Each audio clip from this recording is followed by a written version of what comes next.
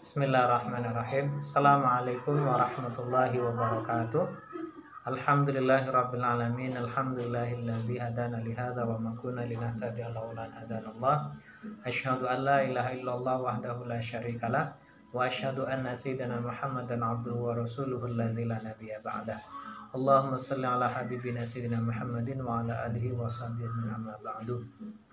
Teman-teman sekalian, mahasiswa dan mahasiswi yang Allah Subhanahu wa taala cintai dan Allah Subhanahu wa taala muliakan, bersyukur kepada Allah Subhanahu wa taala pada siang hari ini Allah mentakdirkan kita hadir di majelis ilmu, di majelis yang penuh barakah, di majelis yang akan menuntun kita semuanya dalam bingkai Al-Qur'an dan Sunnah Nabi sallallahu alaihi wasallam, yaitu jalan dakwah.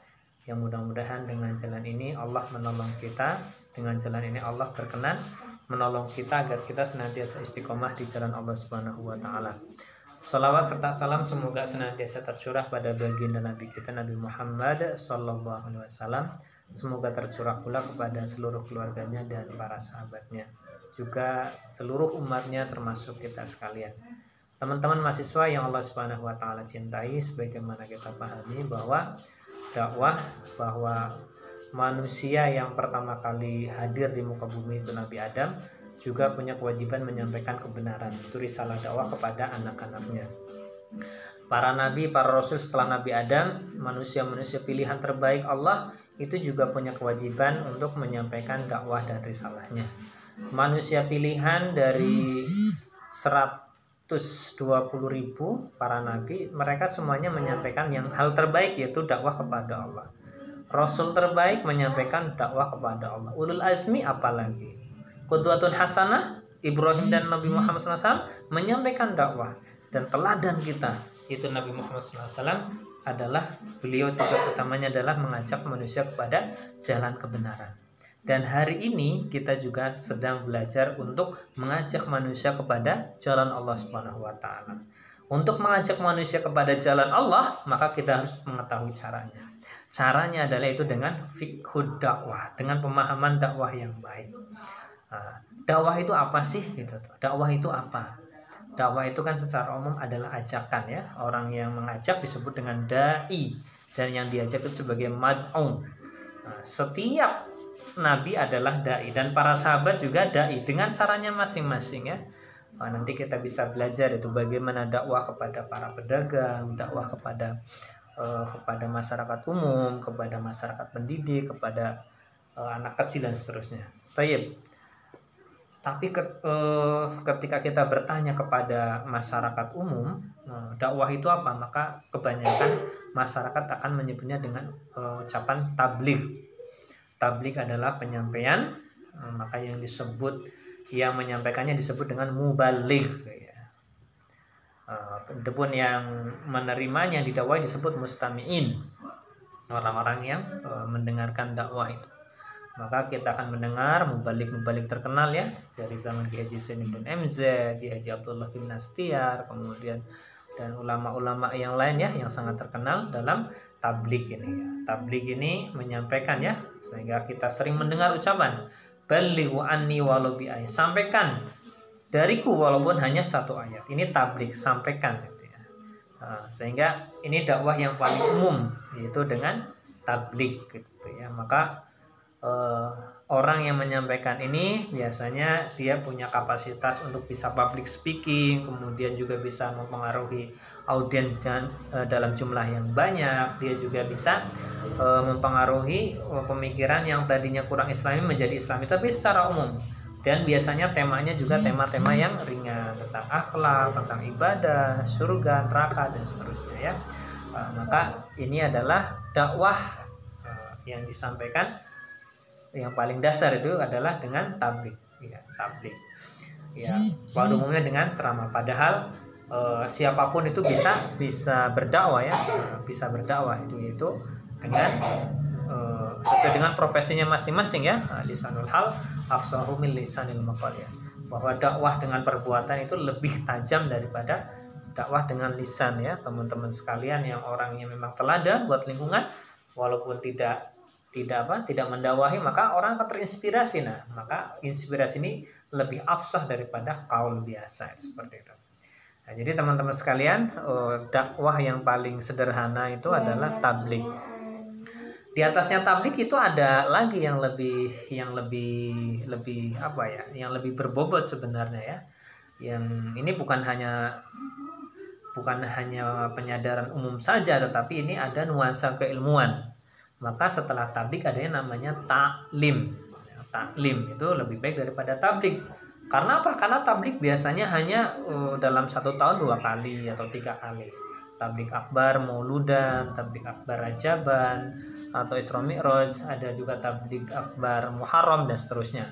Nah, ini ya masyarakat ini ketika setahun hanya dapat siraman umum, siraman agama hanya 3 kali, ya pasti sangat kurang lah. Kita juga rohani kita juga butuh energi, maka kita juga butuh siraman. Sehingga tabligh ini dakwah umum tapi manfaatnya luar biasa, tapi ada yang perlu ditunjang oleh dakwah yang lainnya, yaitu taklim.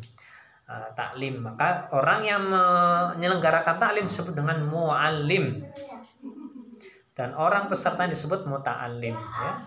Iya, makanya kegiatan taklim pesertanya disebut muta'allim dan pelakunya disebut muallim ya. Pengajar atau guru. Nah, teman-teman sekalian, kalau tadi 1 tahun hanya 3 kali, dengan taklim ini lebih baik. Ada taklim pekanan, ada taklim bulanan. Kalau taklim bulanan minimal dalam 1 tahun terselenggara 12 kali. Tapi kalau taklim pekanan bisa jadi 1 bulan 4 kali.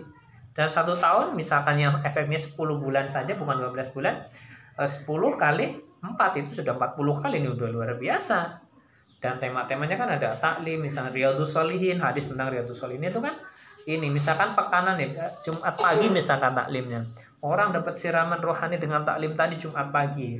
Hari Sabtu ruhnya masih kuat, hari Ahad masih kuat, hari Senin masih tercanta, Selasa, Rebo, Rebo udah mulai hilang, Kamis sudah kering, Jumat ketemu lagi, tercerahkan lagi. Maka ini taklim jelas lebih baik daripada tabligh, karena ini ada nuansa keilmuan dan frekuensinya juga lebih lebih banyak daripada tabligh tadi. Maka saya sarankan kepada semuanya ini para dai, antum semuanya kan para dai, antum-antuna mahasiswanya adalah dai. Maka jangan cukup hanya dengan tabligh, maka dengan taklim ya. Ya, dengan taklim ini saya akan selenggarakan ya untuk kalangan anak-anak atau anak remaja atau silahkan ya. Ya, terus apa ya silakan saja dengan Al-Quran. Jadi saya ingin menyampaikan bahwa dakwah yang pertama adalah tabligh, yang kedua adalah taklim.